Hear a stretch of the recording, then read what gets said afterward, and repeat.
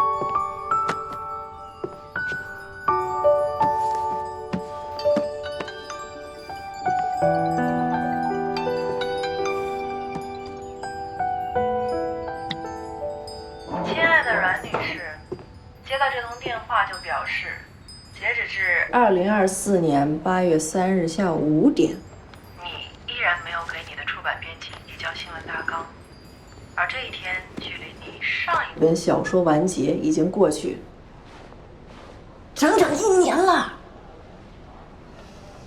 知道了，沈南编辑，阮女士正在老家整理东西，还记得她跟你说过，这个月一定会把大纲交给你的。哦，那请问她现在选定题材了吗？还没有呢。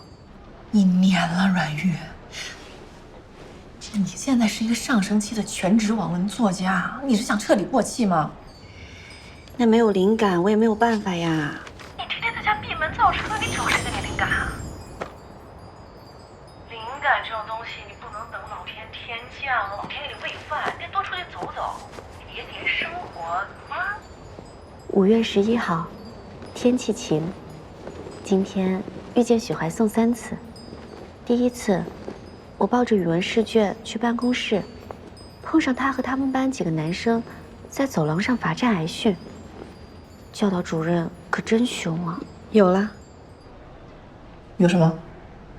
想到选题了？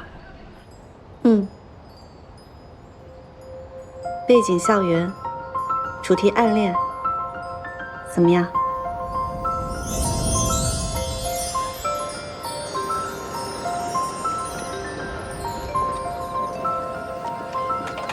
那天当晚0点，跨年烟火，学校大操场上挤满了人，是整个高中时代，在这场独角戏式的暗恋里，他和她靠得最近的一次。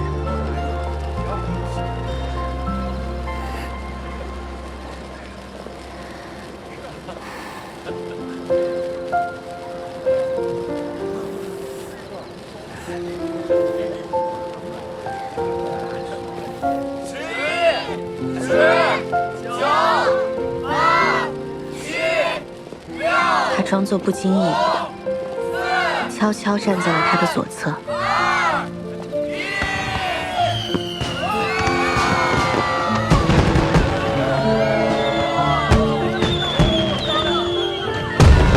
没想到，火树银花炸开的一瞬，忽然被他牵住了手。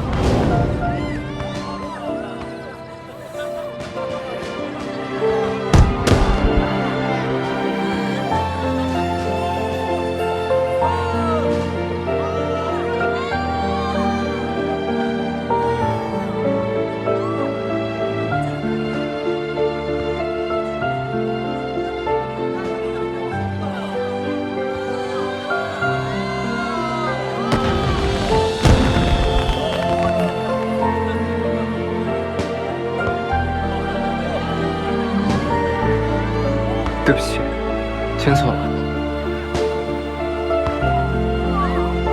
哦，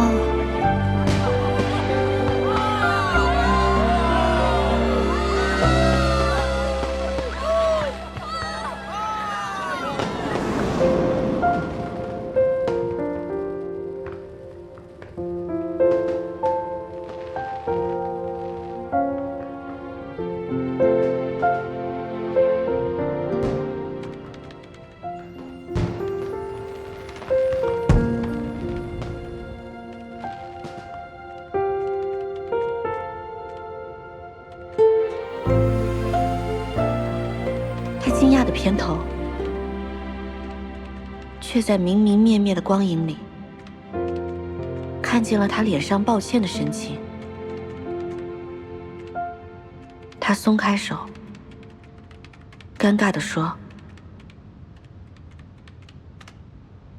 对不起，签错了。”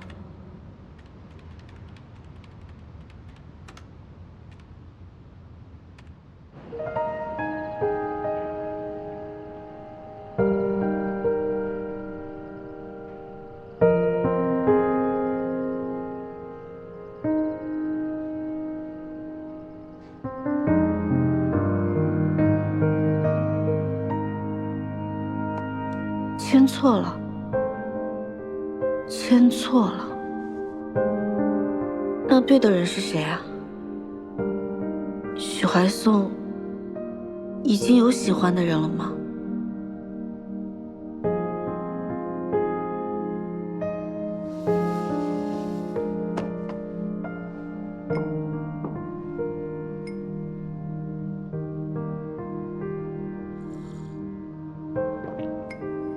你不会想以他为原型，挑战一个女主角单恋男主角的悲情故事吧？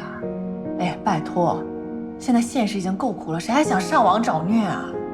是啊，现实的苦，作者本人已经吃下了，还是让书里的女主角尝点甜头吧。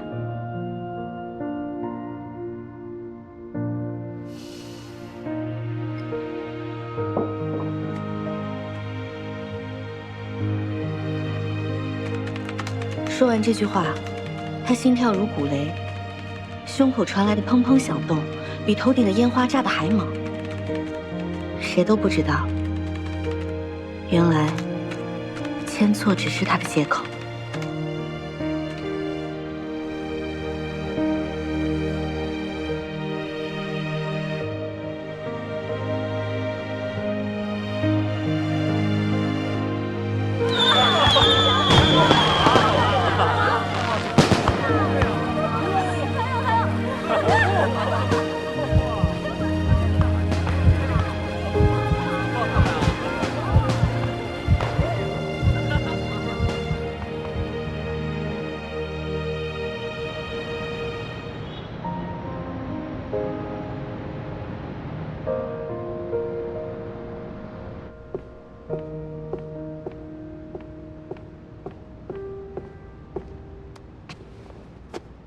请沈大编辑过目。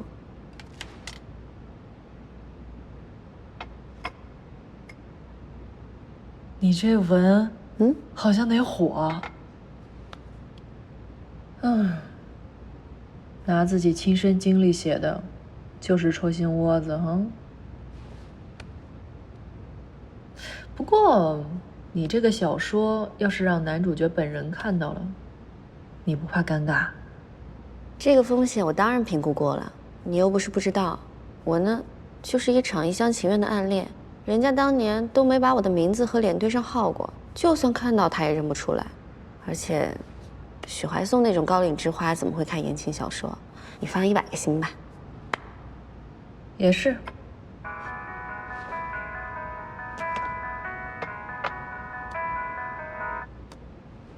哎，妈妈，怎么了？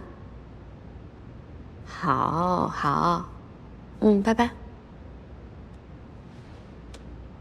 不会又是给你介绍相亲对象吧？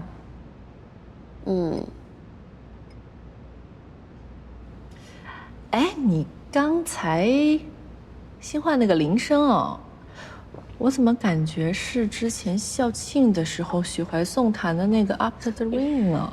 你别瞎琢磨啊，我那是为了多召唤点过去的回忆，所以才换上的。哦，那你小心点，别召唤出什么别的东西来。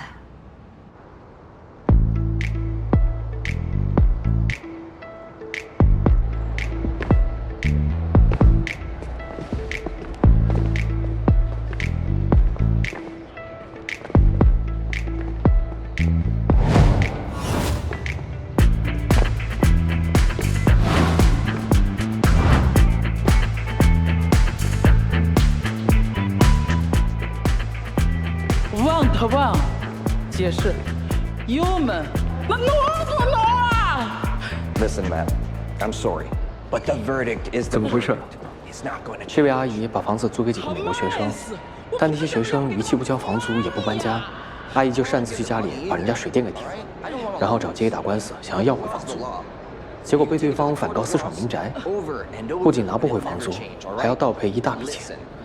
现在找街理论，你不能走，哎，你不能走 Ma'am 还没解决呢 Let go of me. 不能走，哎， Man, 不能走 This is America. You have to obey the laws of the United States of America.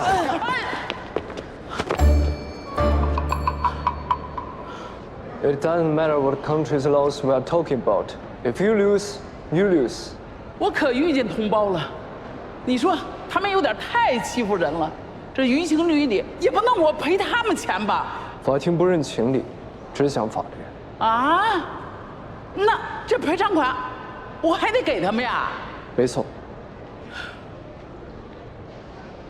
不过我有2个问题，希望您能如实回答我。第一个，房子合同的截止日期是几月份？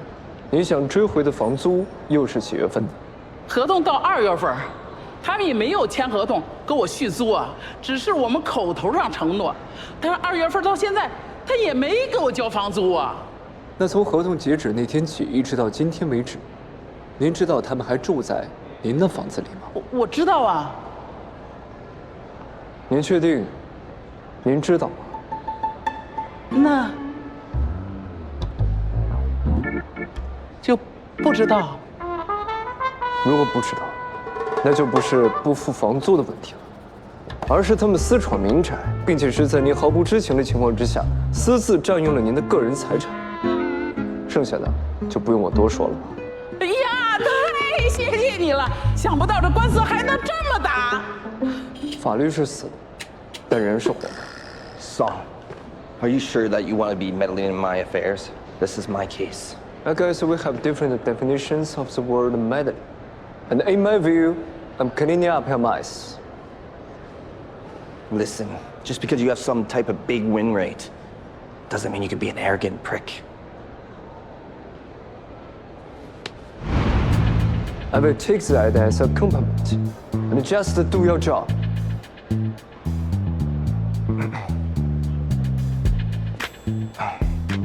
I'm sorry, ma'am. Let's go to my office where we can talk more privately and I can help you.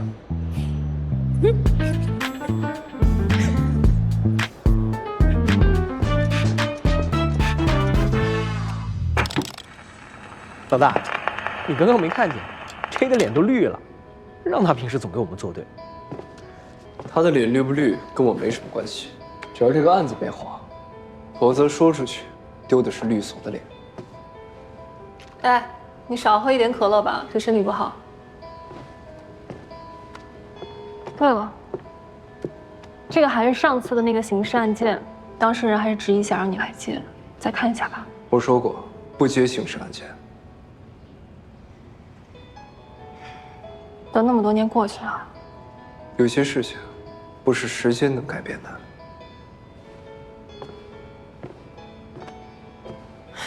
OK。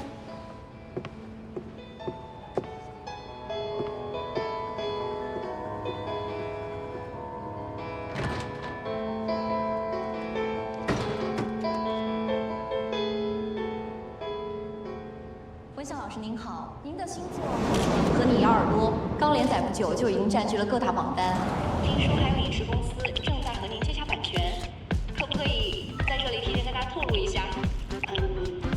首先非常感谢大家对于耳朵的支持，这是一个关于高中时期双向暗恋的故事，很希望大家能够喜欢这个作品。至于版权的事儿，等有消息了，我会第一时间跟大家分享。你看看他是不是涉嫌抄袭了？好像是抄的。哎，你看，我看一下，他这个有抄袭。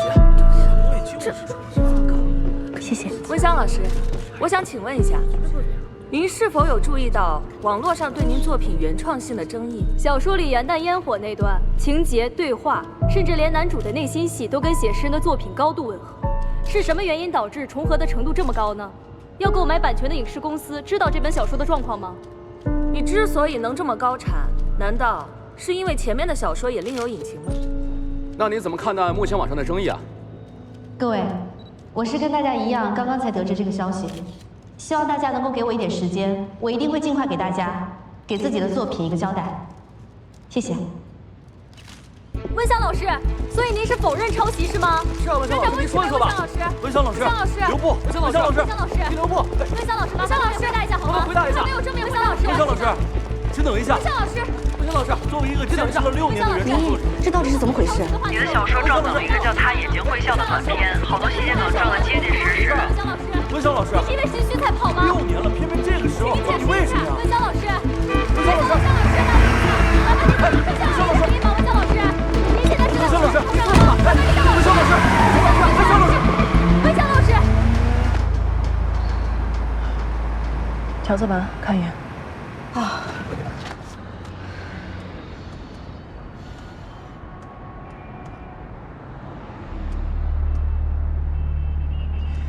这个小说发布时间比你的《好想和你咬耳朵》早几个星期，最大的区别就是你的文是女主视角，这个小说是男主视角。对不起，签错了，谁都不知道，原来签错只是他的借口。好想和你咬耳朵，骗你的，没签错。他眼睛会笑，甚至连男主的内心戏都完全契合。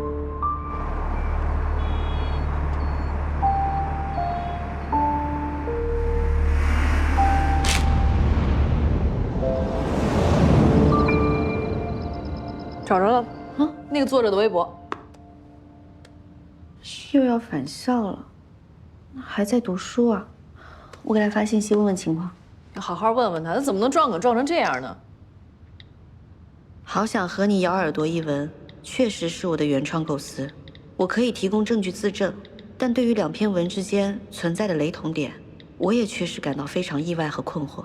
在此向您寻疑，期待您的回复。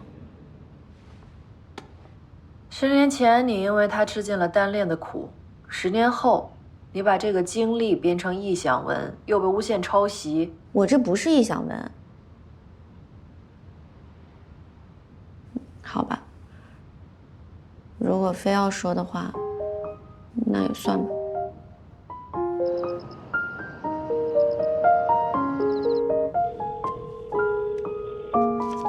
阿玉啊，妈妈昨天跟你说那个小伙子呢，人家明天正好有空，我把照片先发给你看看，好吧？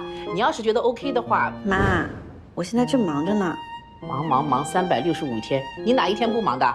这谈恋爱工作又不起冲突的。人家李阿姨说了，这小伙子啊，工作能力很出色的。重点是啊，人家是个律师。我把照片先发给你，你要看得好的话，是吧？明天见一见，妈觉得挺好的。嗯，好。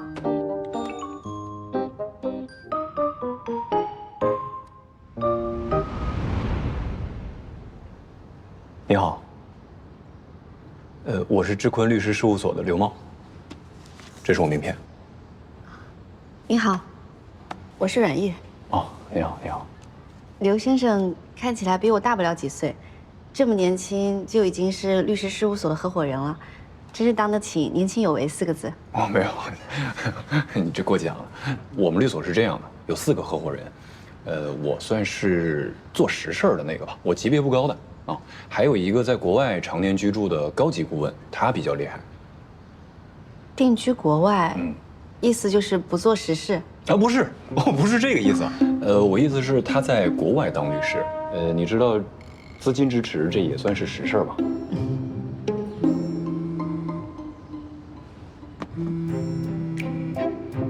这小子有顺风耳啊！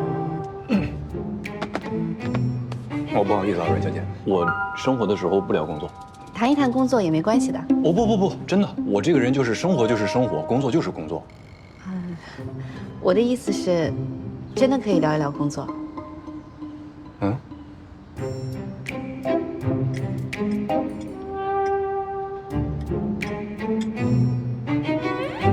不好意思啊，刘律师，在你吃饭的时候，我还跟你谈工作。没关系，我这个人也比较习惯在生活当中吸取经验，然后再运用到工作当中。正所谓，生活当中有工作，工作当中也有生活嘛。那刘律师，你这边有没有什么好的解决办法呢？从你刚才描述的这件事情来说，这个写诗人他是比你在网上先发表的文章，理论上，他就没有抄袭你。而且你也说了，从事发到现在，他既没有出现过，也没有表明过立场，那他就不能被算作是被告。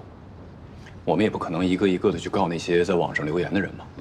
当然了，从实际的操作上来看的话呢，是可行的，但是我不建议你这样做，费力不讨好，而且收效甚微。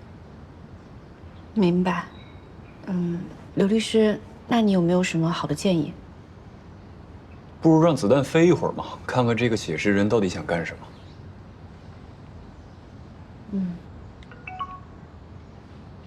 不好意思。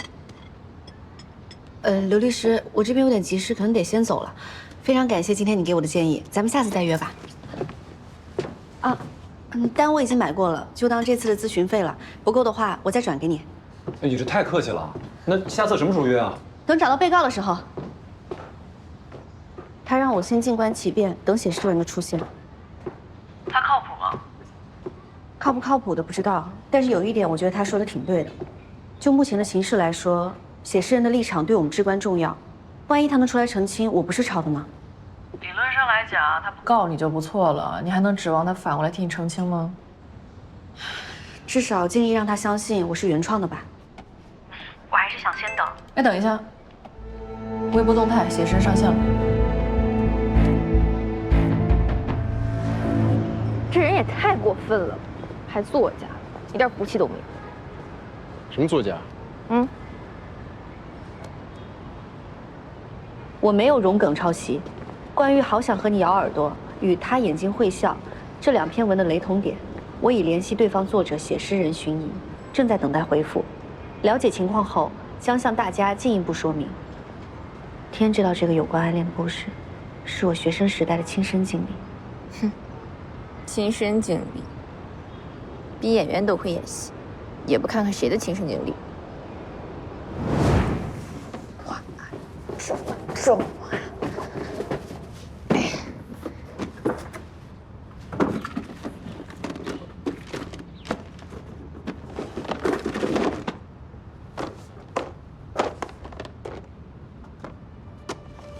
喝的这手机。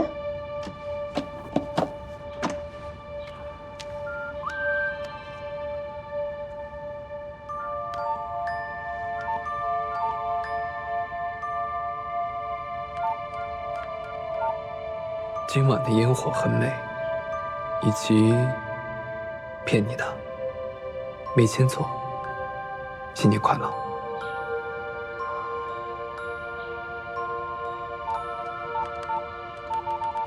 我天啊，这么多！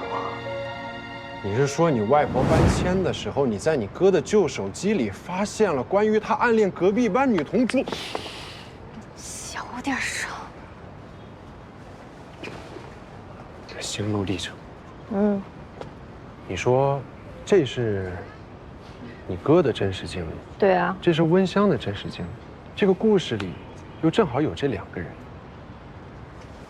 有没有一种可能？什么可能？你的意思是说，温香是我哥的高中同学？我哥暗恋这个温香，刚好这个温香也暗恋我哥，那就不可能，不可能，这太巧了，哪有这么巧的事儿？不可能。我在看温香的微博，你看，他给读者分享的美食照全是苏式菜，很有可能就是我们这里人。好像还真是呢。不能有这么巧的事儿吧？啊？哎，看不出来呀，赵毅，你这脑子，平时学习的时候转得不快，现在倒是转得挺快的啊。谢谢你啊。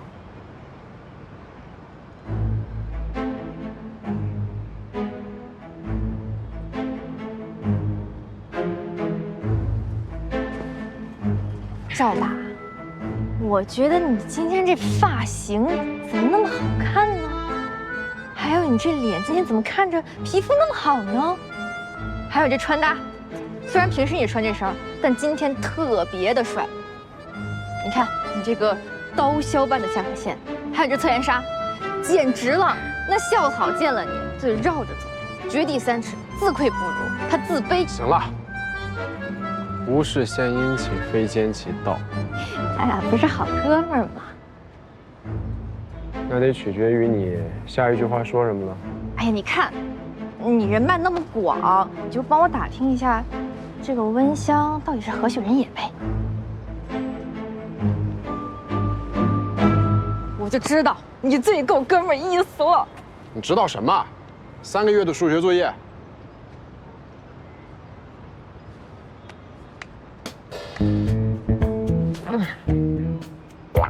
1个月也行。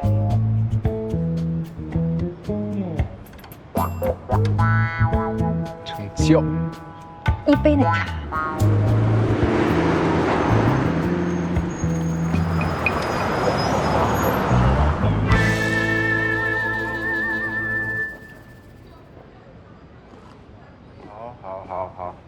好。谢谢啊，下次请你吃小龙虾。怎么样啊？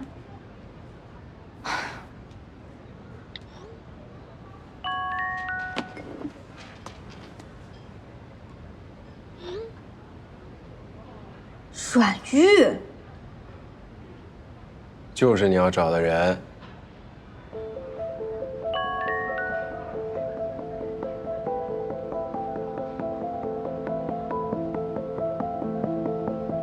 赵达，你好人做到底，陪我回学校御书馆走一趟。干嘛？我要确认一件事儿。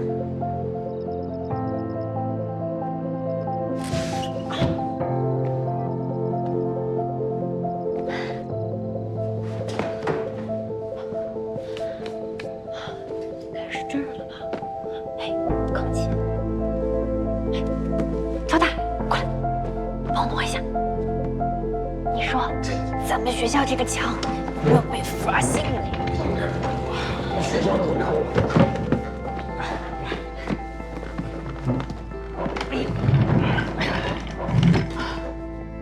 文香的小说里，女主在男主经常出现的琴房的墙上写下一段英文首字母。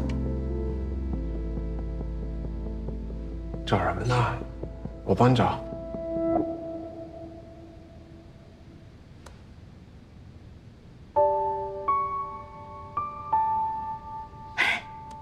找到了。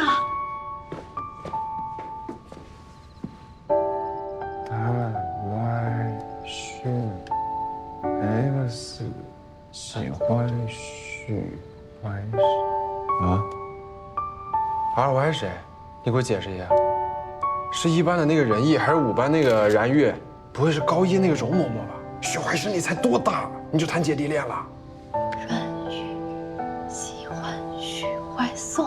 哎呀，天哪！赵毅，这太感人了！喂，你们俩干什么呢？哪个班的？出来！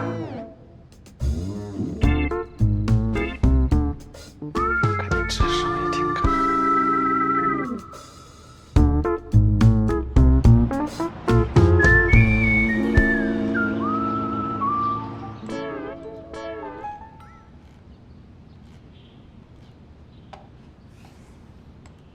你不会一晚上没睡吧？不对劲，这也太像了。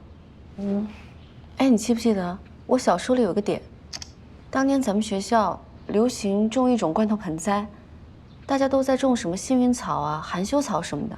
但是我重新买了种子，改造了一下，你还记得吗？记得呀，你当时不是同时种出了向日葵跟薰衣草？总不算早期种田文女主。你过来看，你看写诗人这里写的。快来快来！啥？发现啥呢？你看啊，那个周末他捧着小花农罐头花离开了学校，罐头里同时开出了向日葵和薰衣草。这也太像了。对啊，真见鬼啊！到底谁呀？哎，那网站不是说9点之前要是没有明确的结果的话，就要下架你小说吗？这都几点了？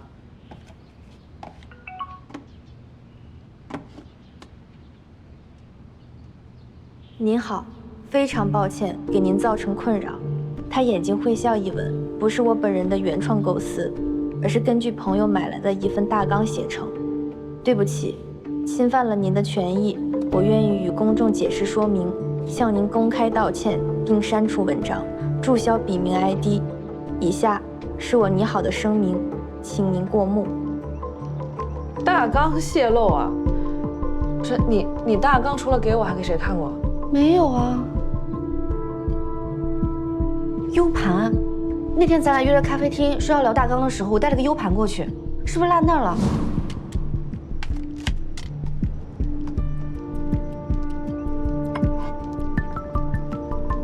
怎么了这是？你这文，好像得火。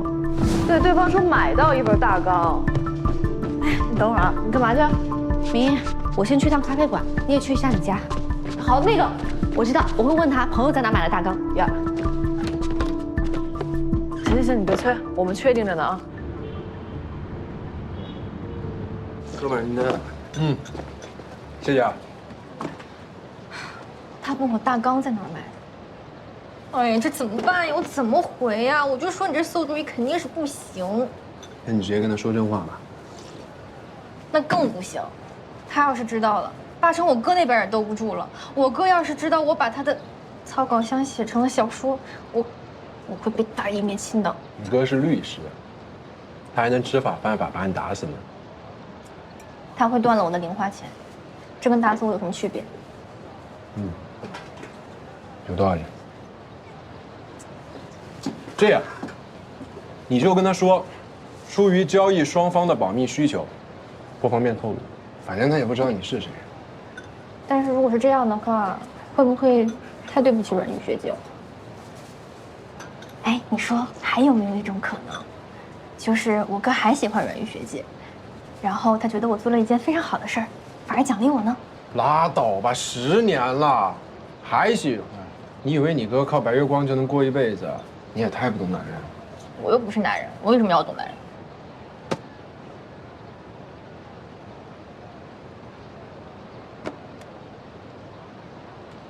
烦请您先发表声明吧。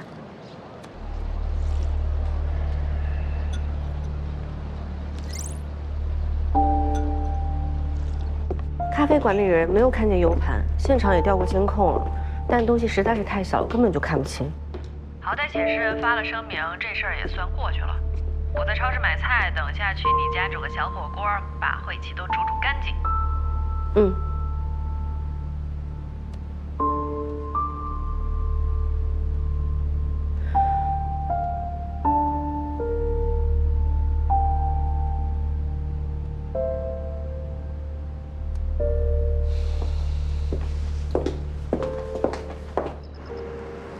网文圈里都懂的套路，抄袭小透明，剽窃别人的创意，再塞点钱让对方闭嘴。这虚假的声明，温香是把网友都当傻子吧？网文圈就是被这种人带得乌烟瘴气。先和网做点正事儿吧，封杀温香，新人作家才有出头之日。温香退网。这写诗人的笔名是刚注册的，没有读者基础，文章曝光度也很小。这事儿热度发酵得这么高，应该是有人蓄意谋划的。一定是苏城啊，他就是这么阴险歹毒。你记得刚开始他才签千和网的时候，明明是自己写的烂，非要把问题都甩给他的责编，害得人家编辑小姑娘刚工作就给他搞失业了。所以这回你小心，小心自己变成待宰的羔羊。你再不垂死挣扎一下的话，你怎么下锅被涮熟你都不知道。谁跟你说我要等着乖乖被宰呢？玩阴的，我们未必是他的对手，但是玩阳的，他未必是我们的对手啊。有对策？你看啊，千和网微博还有各大平台带话题、蓄意抹黑的人，不出意外应该都是他的水军。这种大规模有预谋的造谣行为，我告他一个侵犯名誉权，不过分吧？详情对象没少出谋划策啊。我明天约了他律所谈，但愿不要出现什么意外吧。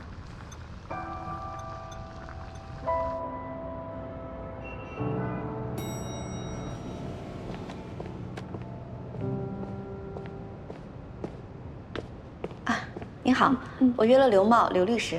哦，好的，我帮您查一下啊。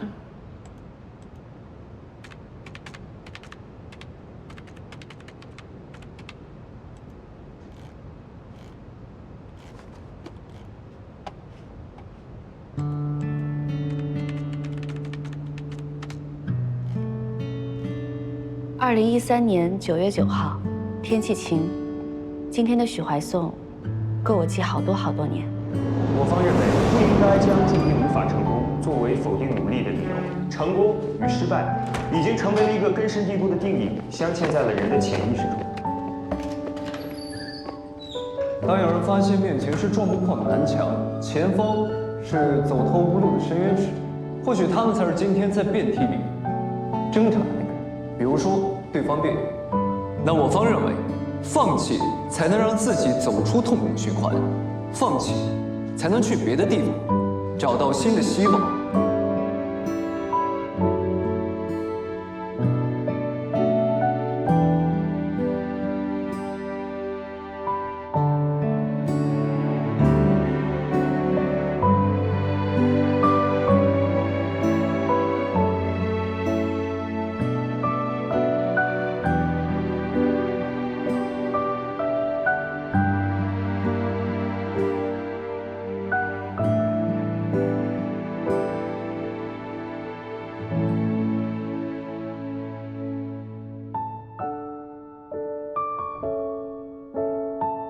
与其反复经历失败与期望的痛苦循环，不如转身走出那条只有南墙却没有出路的巷子。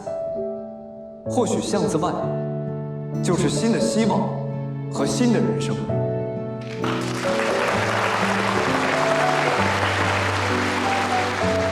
恭喜范方获得这次辩论赛的总冠军。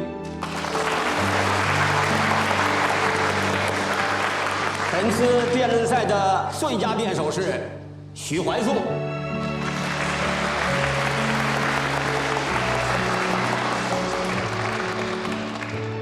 恭喜你，谢谢校长。怀颂同学，如果没有正反方的立场，你会选择站在哪一方？说说你的感言。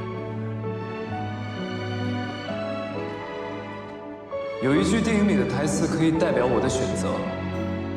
我将继续寻找，就算这无尽的星辰令我的寻找希望渺茫，就算我将单枪匹马。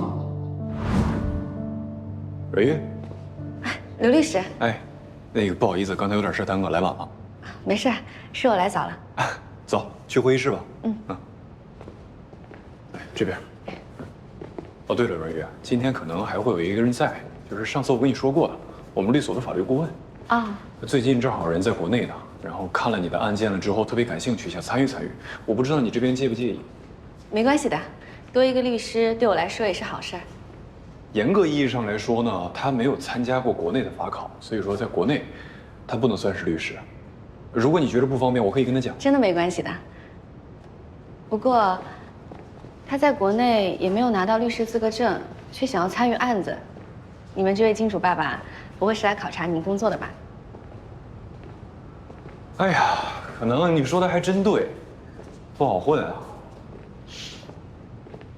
来，阮小姐，请进。谢谢。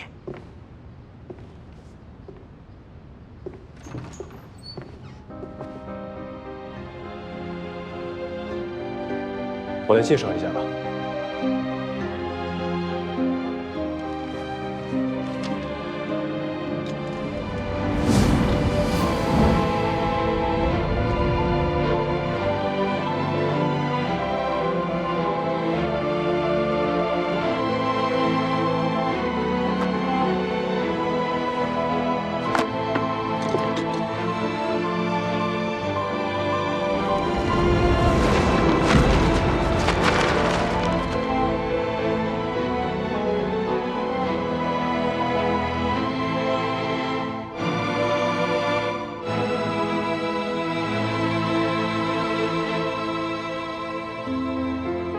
许怀颂，怎么会是许怀颂啊？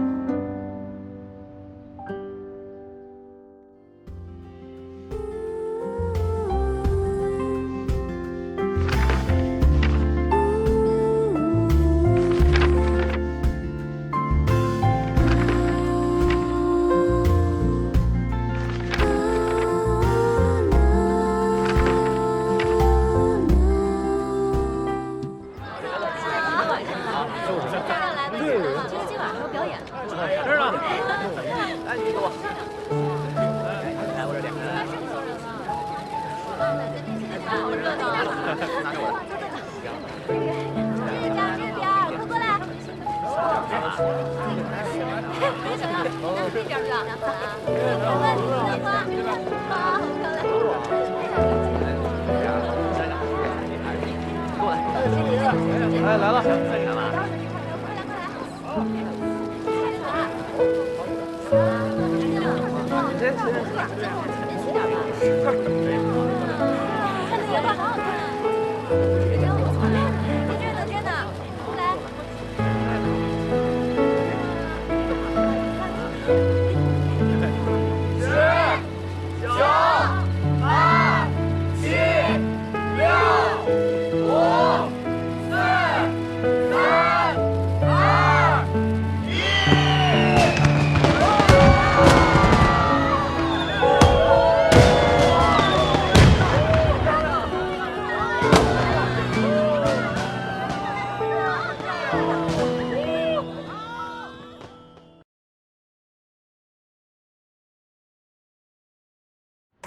来，阮小姐，请进。谢谢。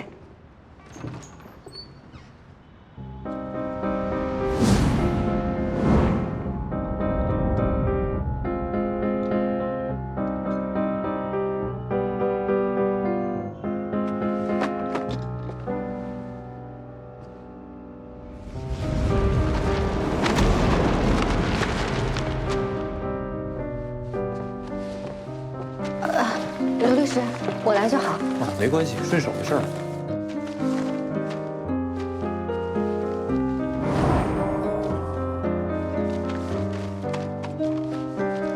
我来，谢谢。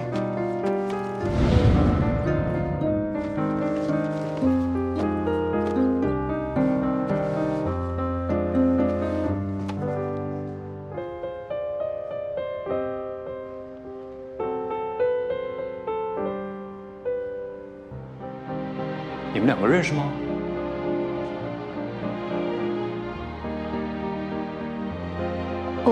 不，不认识。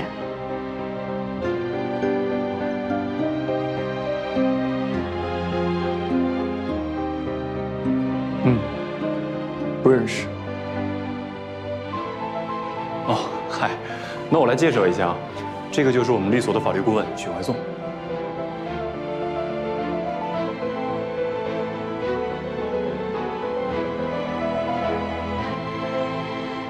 你好。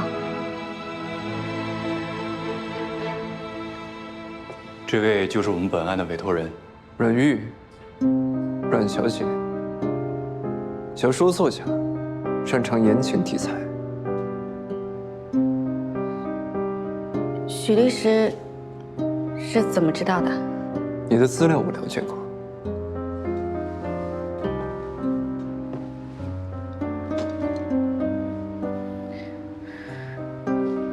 那你都了解多少了？你是指案子，还是人，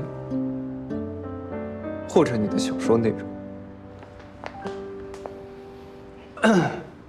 哈，许律师的意思呢是，面谈前我们都会了解一下当事人的基础信息，这也是我们作为律师的一个基本素养，是吧？啊，该了解的也都了解了。哦，小说还没看是吧？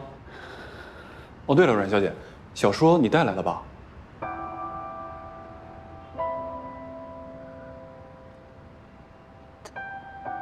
带了。哦，那就行，等会儿直接交给许律师就行了。来，坐吧。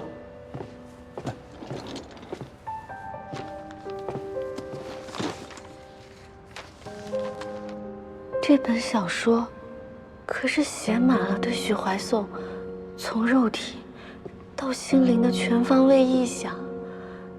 现在要我把它交给许怀颂本人，还要针对这些臆想跟他本人进行法律层面的深入探讨。两位律师，常言道，得饶人处且饶人，忍一时风平浪静，退一步海阔天空。救人命，胜造七级浮屠。阮小姐的意思是？我的意思是，我突然不想告了。不想告了？啊。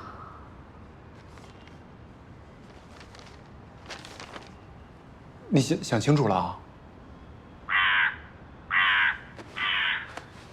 主人来电话了。哦，稍等我一下，我得接个电话，不好意思啊。主人，快接电话。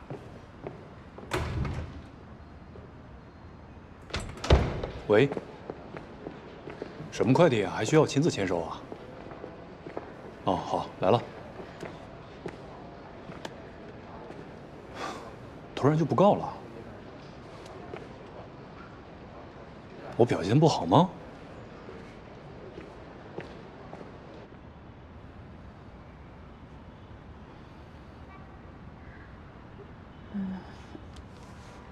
刘律师平常还挺忙的，上次见面也是聊着天的时候，电话就进来了。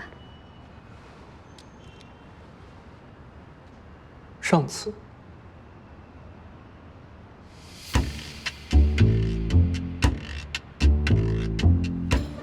结果。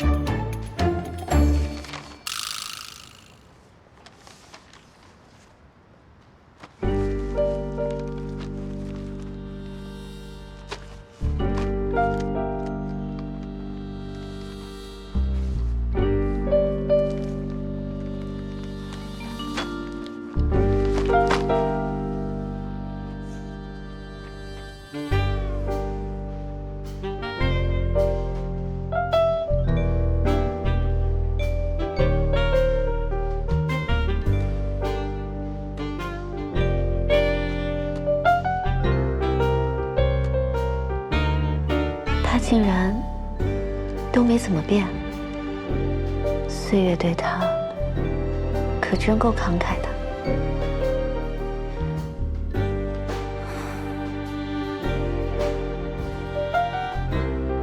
阮小姐对我有什么意见吗？没有，不敢。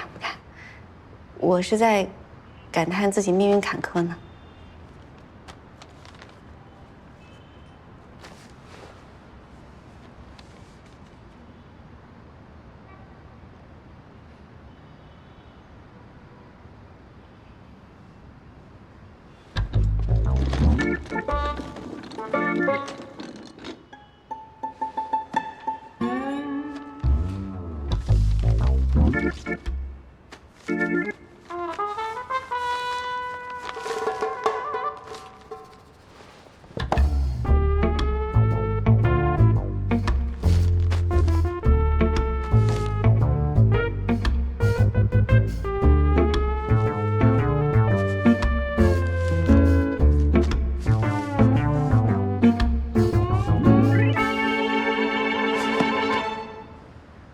怎么了，许律师？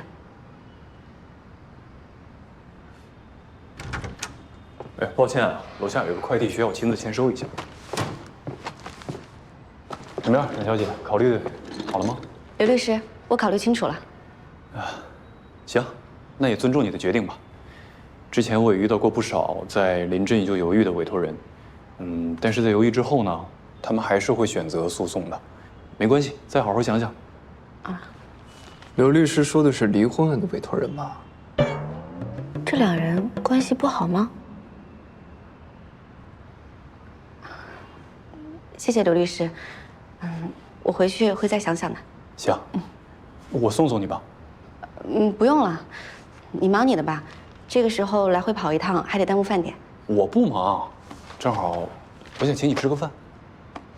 那还是我请你吧，太麻烦你了。这样，西餐。他住那儿附近确实有个西餐厅，可以。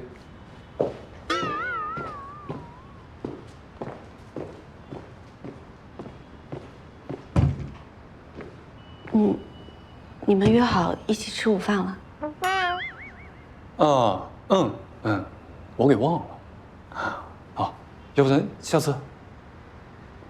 可是他已经下去了。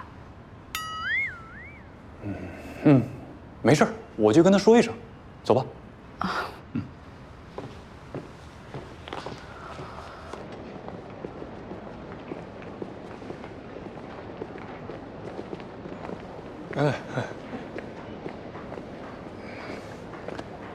你先上去等我，我把阮玉送完了，回来找你吃饭，行吗？楼上有床啊。这个时候要倒时差睡觉吗？走吧。哎，刘律，车钥匙我给你放车里了，那我就先上去了。好，谢谢。那先送阮小姐吧。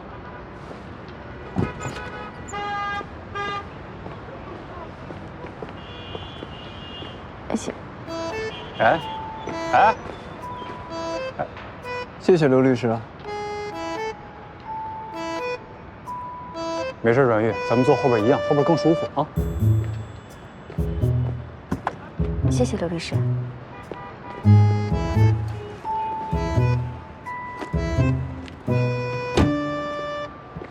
自己关吧。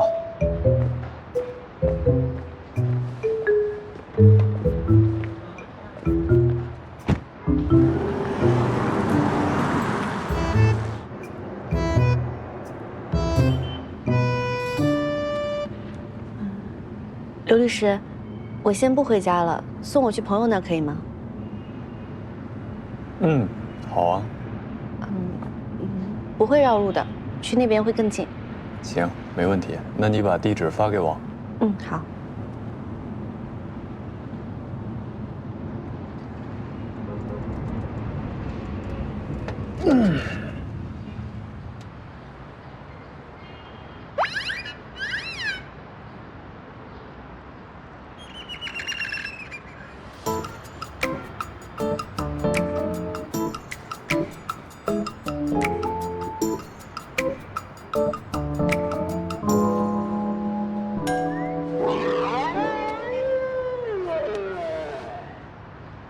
阮小姐，方不方便问一下，去什么朋友家呀？你问的也太直接了吧？那你问。去我编辑那儿。哦，好。去编辑那儿哈。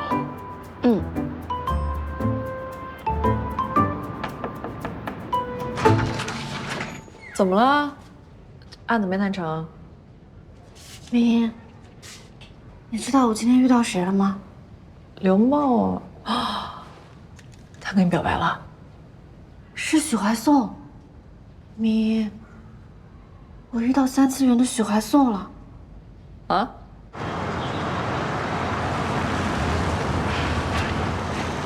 不对劲啊！我关心我的相亲对象这事儿是正常的，那请问你跟着瞎操什么心呢？我了解我当事人的行程，有什么问题吗？人家都已经开始相亲找男朋友了，他能去哪儿？肯定就是去普通朋友家。这会儿你倒是马后炮起来了。那万一他相亲是为了给家里人交差呢？你还能比我了解我的相亲对象吗？早上起来在公司那电话也是你安排人给我打的吧？故意把我支走。反射弧可真够长的，怎么当上律师的呀？前女友啊。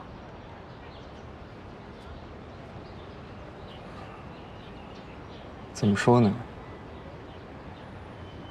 情况有些复杂。还有什么比前任关系更复杂的吗？债务人和债权人的关系不复杂。啊？欠你钱啊？没有。不是，那到底什么关系？你倒是说一把，话说清楚点啊！中餐还是西餐？要不说拉倒。哎呀，我吃什么都行，不饿，看你吧。哎，这次回来什么时候走啊？明天。昨天不才回来吗？明天就着急走啊？距离我委托人的庭审只剩不到48小时了，你说我急不急？那你干嘛非挑这时候回来呀？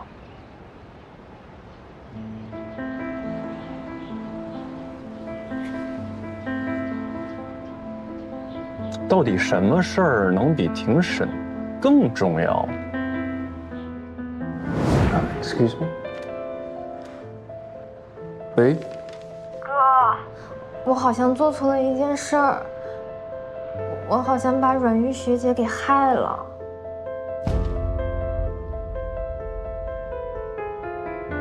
你刚刚说谁？就是阮玉学姐，你忘了吗？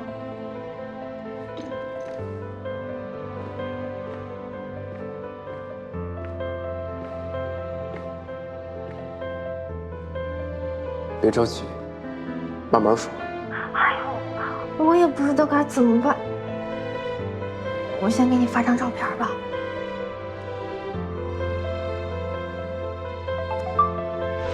Song, here are the documents you need. 那天晚上，我在学校艺术馆的琴房发现了这个。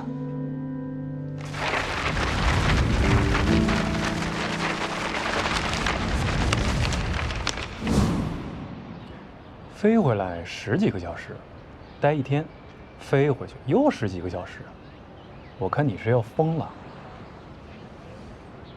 换谁谁不疯？疯了，我真的要疯了。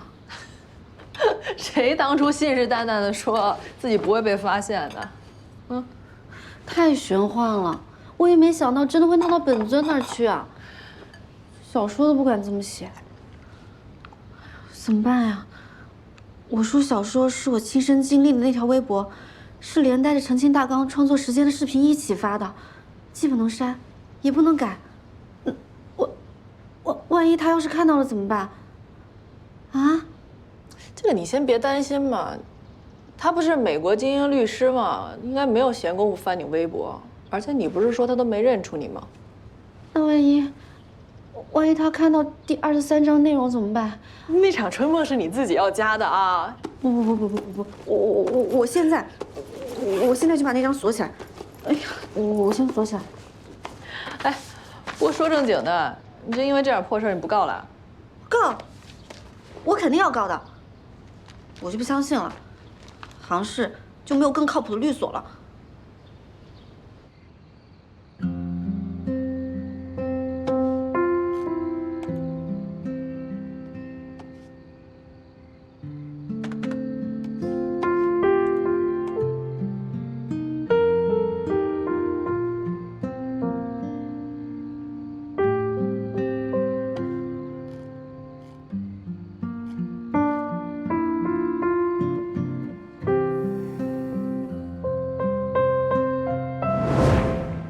你们2个认识吗？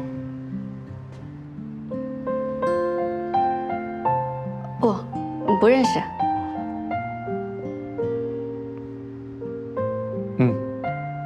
不认识。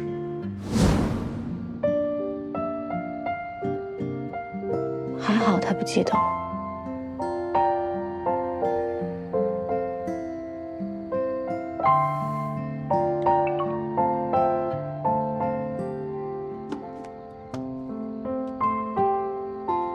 这几个律所是朋友推荐的，我都帮你预约过了，你明天直接过去就行。果然，关键时候还是我的沈大编辑靠得住。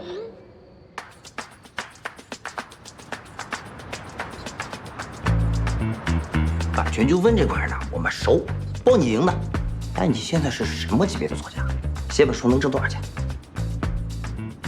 阮女士，我们陈律师的意思是，这种案子最好还是庭下和解。我们陈律师的意思是，打舆论战要花不少钱。我们陈律师，你现在马上关注我，然后我们公开的进行一些互动，先把热度做起来。让那个什么张律师给老娘滚出来！这成天炒作来炒作去的，到底是做律师还是做网红啊？我要告他！有句话可说的真对，这世界就是个巨大的草台班子。樊律师肯定不是那种草台班子上唱大戏的主儿。要说志坤是杭氏律师界年轻一代的翘楚，樊律师和鼎正绝对是老牌品质的保障，除了收费贵，没有任何缺点。这个案子啊，简单的说呢，就是要证明你的大纲失窃了。那能不能通过对比两部作品的文字表达，证明我和对方作者的内容实际并不相似，从而说明我是原创的，并不侵权呢？这条路径目前来看难度较大，情节上确实有很多的相似之处，可能对你不利。证明大纲失窃是最直接简单的方式。您说的这些我都明白，但是事实上这两部作品只是看起来有些相似。我作为一个原创作者，希望得到法律上的认可。冉小姐，不好意思，我是律师，不是你的公关团队，无法支持你的文人情怀。明白。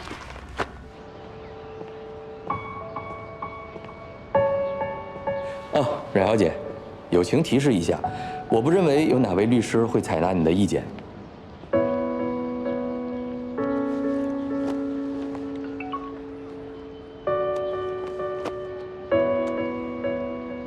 你和樊律师聊得怎么样？樊律师听了我的诉求，差点直接送客了。不过按照我的想法来，确实有可能吃力不讨好。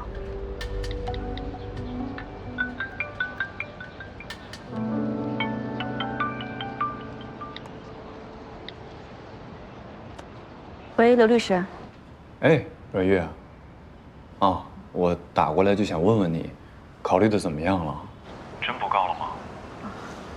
刘律师，在你的设想里，我这个案子应该怎么处理呢？证明大纲失窃，这个是最简单的办法吧？啊。怎么了？是遇到什么困难了吗？有什么事儿你可以跟我说，即便我不是你的律师，我们不也是朋友吗？我是在想，我能不能在这个案子里证明自己作品的原创性呢？这个事情其实……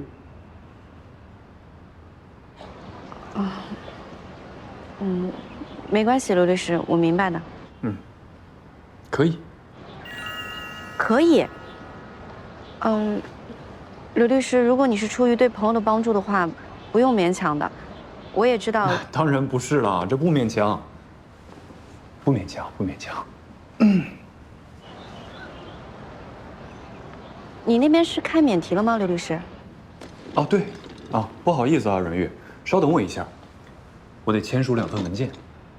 好。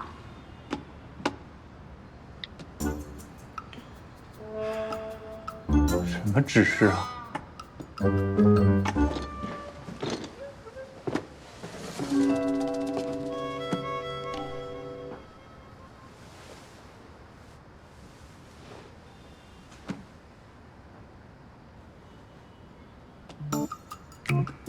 证明你的原创性，虽然不是必要证据，但作为辅证，也可能对诉讼结果产生有利影响。这个诉求可以实现。那你不担心对比结果不理想吗？稍等，我再签署2份文件。好。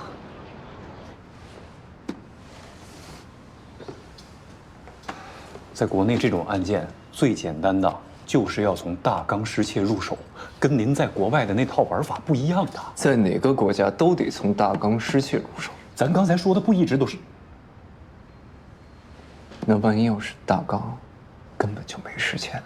什么意思？刘律师，你还在吗？要是你那边比较忙的话，不然我们晚一点再说。快点儿啊！我哪有那么多文件要签啊？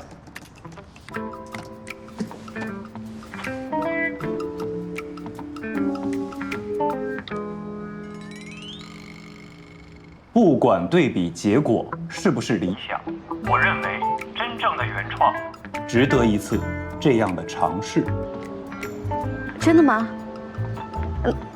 那太谢谢你了，刘律师。不客气，再见。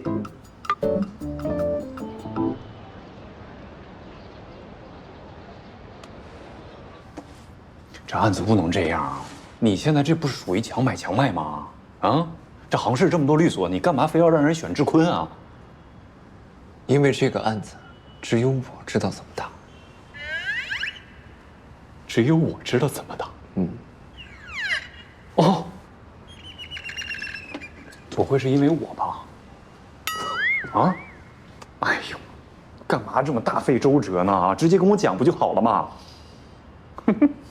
不过话说回来啊，阮玉确实是我这些年的相亲对象里边最好的一个，长得漂亮，又有学识，还是个作家。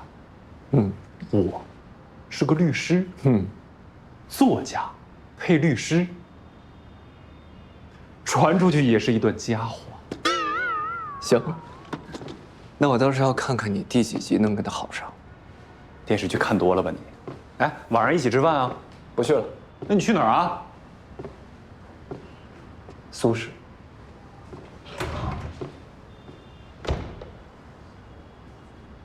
不吃正好，工作局变约会局。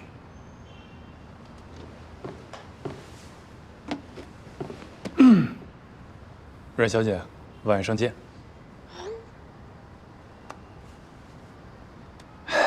律师配作家，传出去是佳话，还挺顺。哥，你回来啦？你什么时候回来的？你是为那件事回来的吗？哦，不问就不问呗。哥，你晚上回家吃饭呗。外面吃。哎呀，别呀！其实妈妈可想你了。放学接你。去你上次发的那家。好，那说好了，放学之后不见不散，爱你。嗯。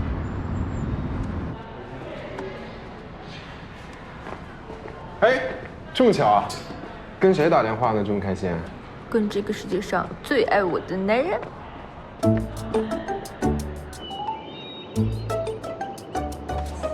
哎，你还我！你把他照片放下。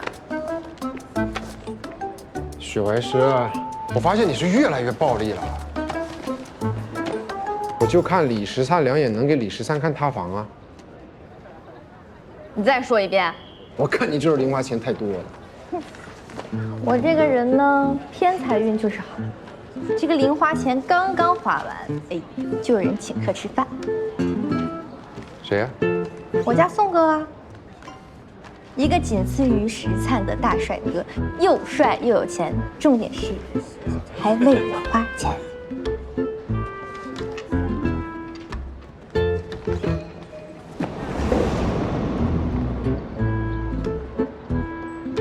宋哥，哎呦，你看我这脑子，我还得回去一趟。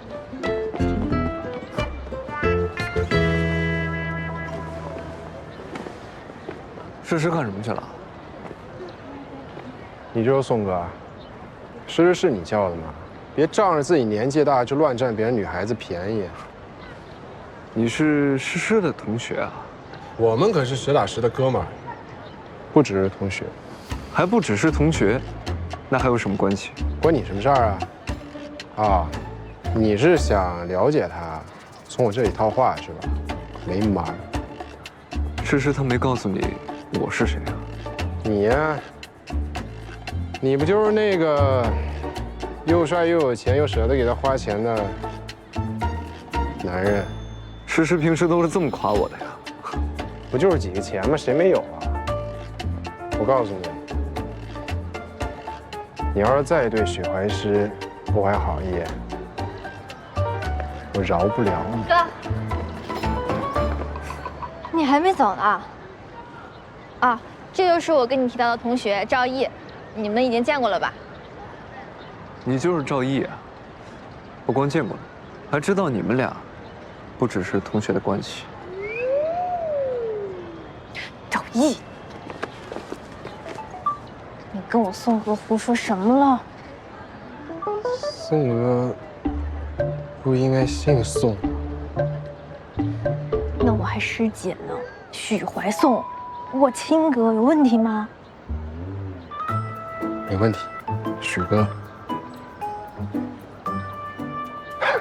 许哥，今天晚上还有工作，不陪你吃饭。哎，啊？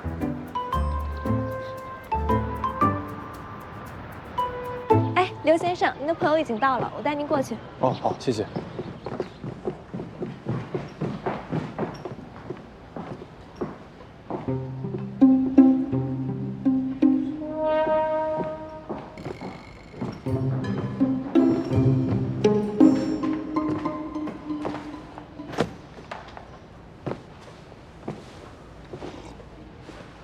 你不是去苏市了？这么快就回来了？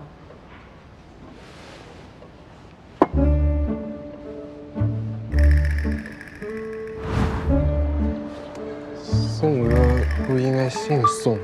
哎，咱们刘律师这回认真的吗？这衣服特贵，买了都没见他穿过。谁呀谁呀？这女主我认识吗？就是打名誉权官司的阮小姐呀。刘律师下午就出了合同，今晚必须拿下。拿下合同还是拿下人呢？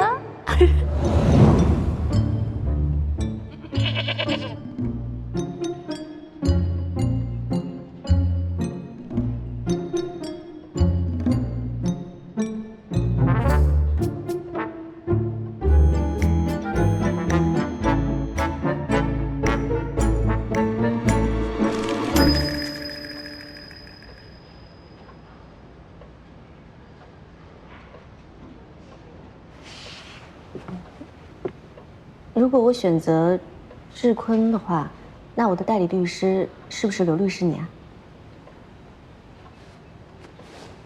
是我。那我们会按照电话里的方案来推进，对吗？哦，那是自然。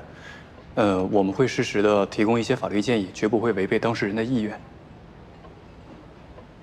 太好了，我相信刘律师的专业。那咱赶紧把合同签了吧。啊，这么快吗？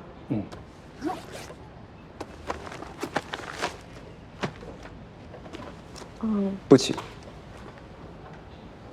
合同晚几天也没关系。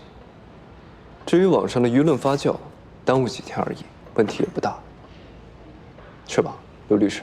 怎么就问题不大呢？不行，这个事情耽误不了。舆论多发酵一天，我们就多承担一份风险。阮月，你仔细看一下合同，有什么问题现在就问我，不用见外啊。2份合同我都已经签好字了。好。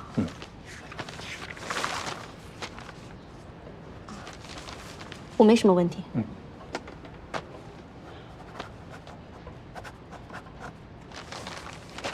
好。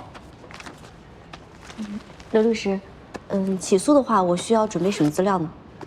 当务之急是尽快把网络平台上污蔑、诽谤你的关键记录到公证处进行网络证据保全，我会协助你。另外，暂时不要对外透露你起诉的意愿，以免打草惊蛇。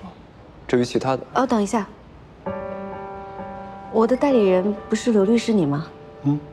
徐律师，你也要参与吗？刘律师出席庭审，我参与被诉。哦。但是我没有办法同时支付2位律师的委托费。哦，这个你不用担心，他是个人学习，不用向他支付费用。再说了，咱俩这关系，我可以给你打一个8折。谢谢你，刘律师。哦，其实，我也有几个业内的朋友有著作权纠纷的官司，我可以介绍许律师去他们那边研究学习。我倒是没意见。刘律师同意吗？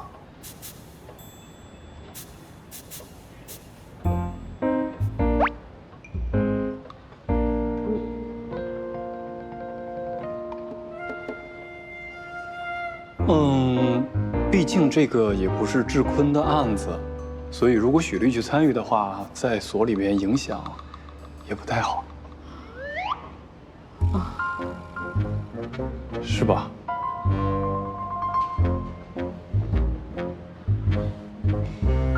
许律师，我理解了你参与背诵的意思是，你会在案件的思路上帮助刘律师，而不是全部背诵的第一步，全面了解案情。所以所有的资料你都要看，包括小说的全部内容。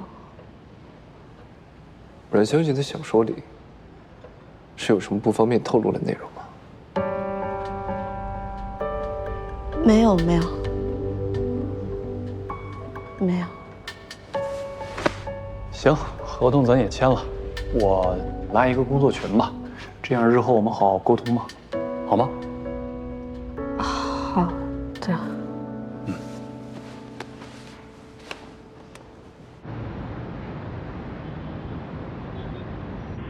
前方1000米，即将驶入机场快速路。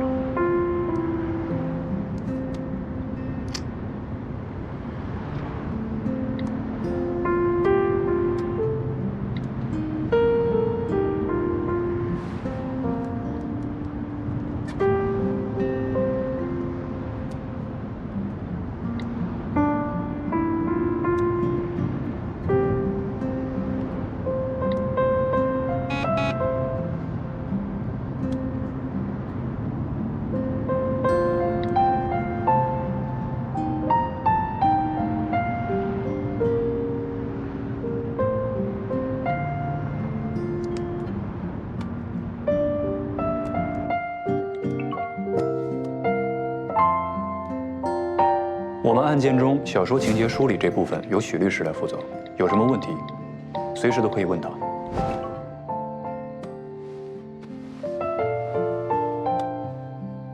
刘律师，小说情节梳理这部分，我是不是可以直接跟你对啊？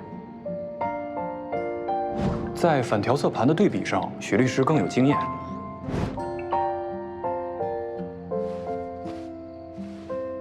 我是觉得许律师在国外有时差，太不方便了，而且他应该比较忙。时差问题你不用担心，他是个夜猫子，而且就算再忙，也得看在我的面子上为这个案子挤出时间。资料整理完以后，你可以直接发到群里。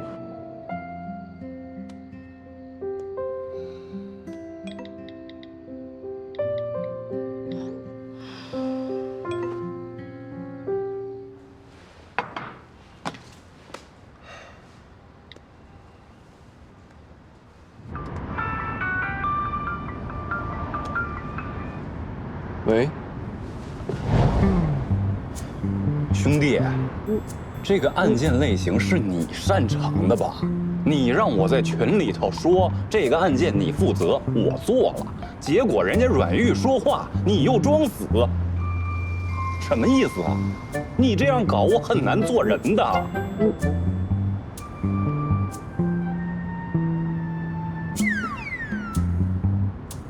你如果实在觉得处在中间很难受的话，要不坐过来？好吧。哎呦，你可以让他直接加我的微信。我看出来了，你这次突然回来就是为了阮玉。诗诗犯了点事儿。这个理由好烂呀，真的假的？你有时间在这八卦，不如让当事人直接联系我。不对呀，让人家主动联系你干什么？哎呦，不会是你加了人家，结果人家没有通过？瞎说！哎呦，那就是栽中了哦。看来在被拒绝的方面，刘律师比我有经验。哎有事没事，没事我挂了啊。哎，我还没挂。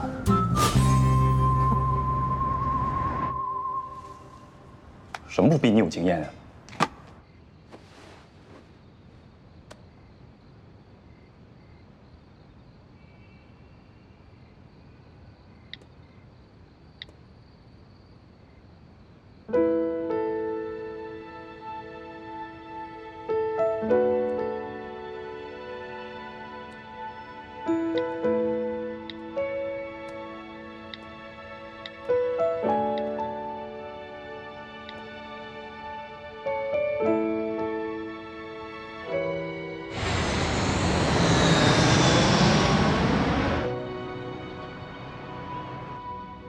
这是我初步整理的诽谤记录。今早我已经到公证处做过证据保全了，辛苦2位律师看看还有什么要补充的。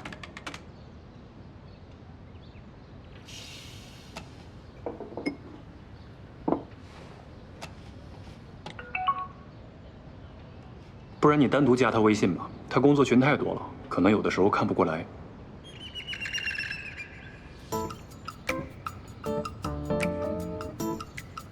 我加许怀颂的微信。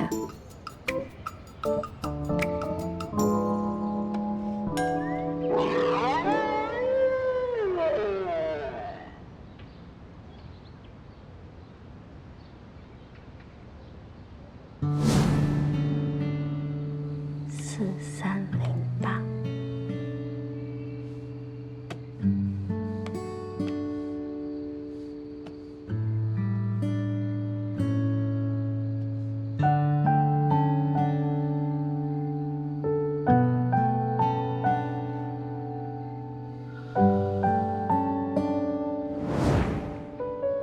当年把他的个人资料来回翻了3年，都没找到理由加他好友。10年后，这理由倒是来了。老天是不是也太造化弄人了？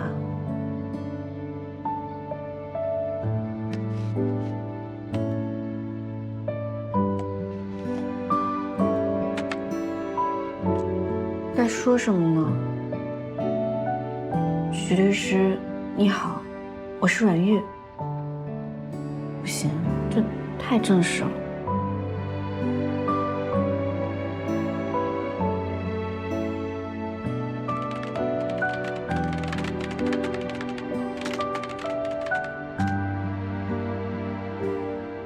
不行，这太呆板了。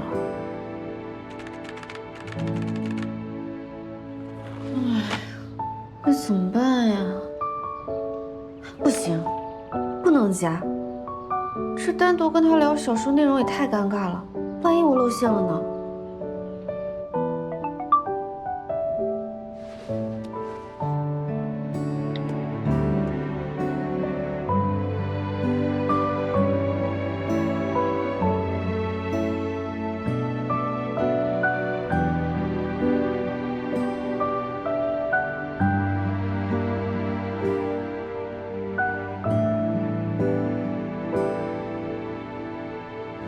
人家一个外行的小姑娘，居然宁愿单独摸索着去做证据保全，也没让你协助，看来是真不想跟你打交道啊。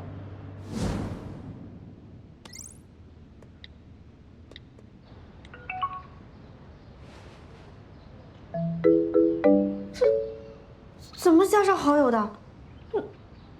那我刚刚的验证信息内容是什么？啊？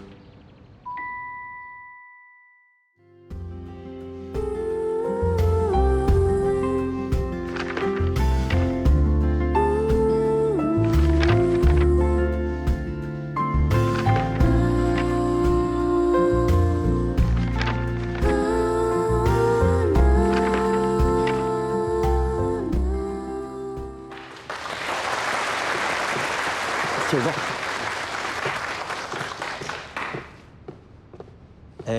还有件事啊，刚才有个同学在礼堂捡的一个手机，有没有人来认领一下？没人要啊？谁的手机？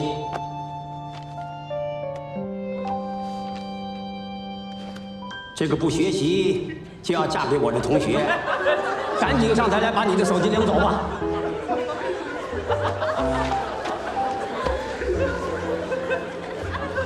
谁的手机？老师，对不起，是我的手机。以后手机就不要带到学校来了，好好学习吧。谢谢老师，对不起。